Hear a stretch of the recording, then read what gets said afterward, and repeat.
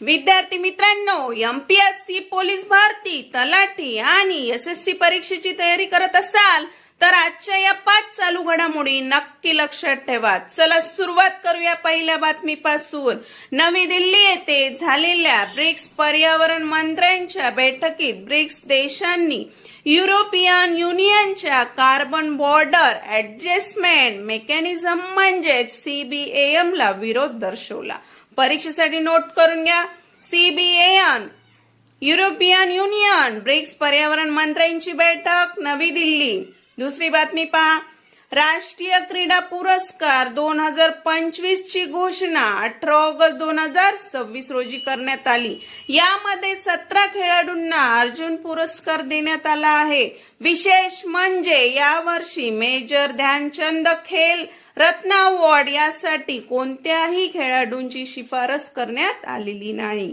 परीक्षेसाठी नोट करून घ्या. अर्जुन पुरस्कार 17 खेळाडू. तिसरी बातमी पहा. भारतीय लष्कर प्रमुख जनरल धीरज सेठ हे 17 ते 19 ऑगस्ट 2026 दरम्यान नेपाळच्या 3 दिवसीय दौऱ्यावर आहेत. या दौऱ्यांचा मुख्य उद्देश भारत आणि नेपाळमधील संरक्षण सहकार्य अधिक मजबूत करणे हा आहे. परीक्षेसाठी नोट करून घ्या विद्यार्थी मित्रांनो. भारतीय लष्कर प्रमुख जनरल धीरज सेठ देश नेपाळ. चौथी बातमी पहा.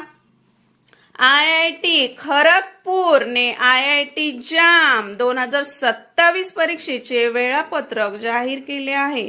जाम 2027 साठी नोंदणी 5 सप्टेंबर 2026 पासून सुरू होणार असून परीक्षा 14 फेब्रुवारी 2027 रोजी होणार आहे. परीक्षेसाठी नोट करून घ्या विद्यार्थी मित्रांनो. IIT जाम 2027 परीक्षा 14 फेब्रुवारी 2027, नोंदणी सुरू 5 सप्टेंबर 2026. पाचवी आणि लास्ट बातमी पहा.